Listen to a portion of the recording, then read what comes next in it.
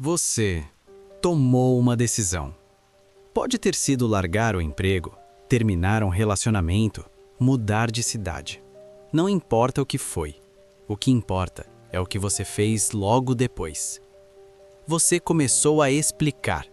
Para sua mãe, para o seu amigo, para o colega que nem te perguntou. Você foi de pessoa em pessoa montando um argumento, como se precisasse de um júri para absolver a sua própria escolha. Maquiavel tinha um nome para isso. Ele chamava de mendicância de aprovação e dizia que era o primeiro sinal de quem nunca vai comandar nada. Pensa comigo. Você conhece alguém que nunca se justifica? Não o arrogante que ignora tudo, esse é diferente. Estou falando de alguém que toma decisões, age e simplesmente segue em frente, sem reunir opiniões, sem montar dossiê de explicações, sem aquela ansiedade de garantir que todo mundo entendeu por quê. Esse tipo de pessoa parece magnético, não parece? Parece que tem algo que os outros não têm. E tem. Não é inteligência superior, não é falta de sensibilidade. É que essa pessoa parou de fazer uma coisa que você ainda faz toda semana, talvez todo dia. Ela parou de pedir permissão para existir. O psicólogo americano Elliot Aronson conduziu em 1969 um dos experimentos mais incômodos da história da psicologia social, o efeito da racionalização do esforço. Ele descobriu que quanto mais uma pessoa precisa justificar uma escolha para os outros, mais ela duvida internamente dessa mesma escolha.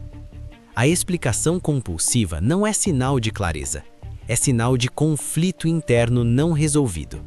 Você não explica porque está seguro, você explica porque ainda não está. E aqui está o reframe que muda tudo. Você não é fraco porque se explica. Você se explica porque ainda não aprendeu que a sua posição não precisa de advogado. Essa não é uma falha de caráter. É uma falha estratégica. E como toda falha estratégica, ela pode ser corrigida. Hoje, a gente vai desmontar essa fraqueza, peça por peça. Nesse vídeo, você vai entender as 5 formas que essa fraqueza se disfarça na sua vida e por que cada uma delas está silenciosamente corroendo a sua autoridade. E no final, eu vou te mostrar o princípio exato que Maquiavel usava para nunca dever explicação a ninguém. É mais simples do que parece, e mais brutal também. Se você ainda não está inscrito, faz isso agora. Esse canal não é para todo mundo, mas se você chegou até aqui, provavelmente é para você. A primeira fraqueza tem um nome bonito. A maioria das pessoas chama de empatia, mas não é empatia. É dependência disfarçada de empatia. É a crença de que se a outra pessoa entender direito, ela vai aprovar. E se ela aprovar, você finalmente pode se sentir seguro na sua própria decisão. Pensa no que isso significa na prática.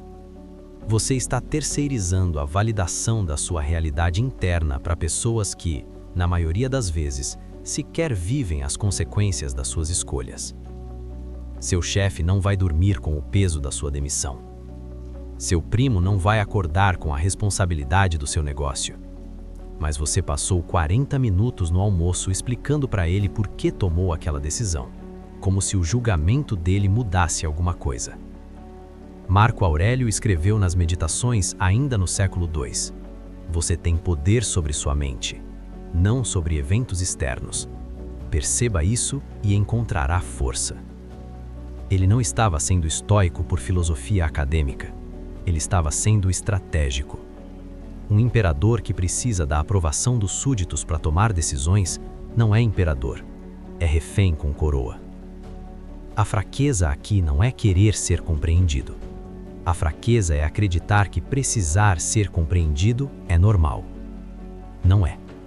As pessoas que comandam os próprios destinos aprenderam uma coisa muito cedo. Compreensão é um bônus, nunca é um requisito. A segunda fraqueza é mais sutil e, por isso, é mais perigosa. Você não tem medo de ser julgado em voz alta.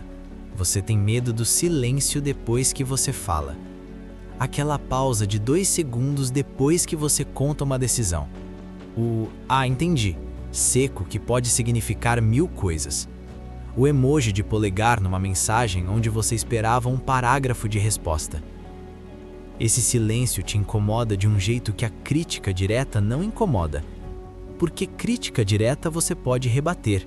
Silêncio, você não sabe o que fazer com o silêncio. Então o que você faz? Você fala mais. Você adiciona contexto. Você inclui o histórico. Você menciona circunstâncias atenuantes. Você transforma uma frase em um relatório. Tem um empresário em São Paulo, vou chamar de Rafael, que me foi descrito por um sócio comum como o cara que perde negociações não porque pede muito, mas porque explica demais. Rafael entrava em uma reunião com uma proposta sólida, mas antes do outro lado falar qualquer coisa, ele já estava justificando o preço, explicando a metodologia, antecipando objeções que ninguém tinha levantado. Ele estava respondendo perguntas que não tinham sido feitas, e cada resposta que ele dava sem ser perguntado sinalizava uma coisa só: eu estou inseguro. Por favor, não me rejeite. Maquiavel escreveu em O Príncipe que o líder que precisa convencer todos os que o cercam de que suas decisões são corretas já perdeu a autoridade antes de tomar qualquer decisão. O silêncio dos outros não é um problema seu para resolver, é um espelho que você decidiu transformar em inimigo. Mas aqui é onde fica interessante e onde a maioria das pessoas erra feio. Porque as próximas 2 fraquezas não parecem fraquezas, elas parecem virtudes. E é exatamente por isso que são as mais difíceis de soltar. Aqui está uma verdade que vai ser desconfortável. Na maioria das situações, a explicação não muda a opinião de ninguém. Não porque as pessoas sejam burras, mas porque opiniões raramente são formadas por lógica, e raramente são alteradas por lógica. O psicólogo Jonathan Haidt passou 2 décadas estudando como seres humanos tomam decisões morais e chegou a uma conclusão que destrói a ilusão da explicação racional. As pessoas formam o julgamento primeiro, intuitivo, emocional, instantâneo. A razão vem depois, apenas para justificar o que já foi decidido.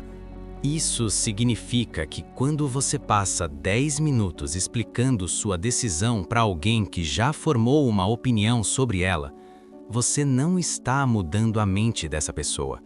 Você está alimentando o ego dela. Você está sinalizando que o julgamento dela importa o suficiente para merecer sua atenção. E agora pensa, quem você quer ser nessa dinâmica? A pessoa que pede audiência ou a que a concede? Maquiavel era cirúrgico nesse ponto.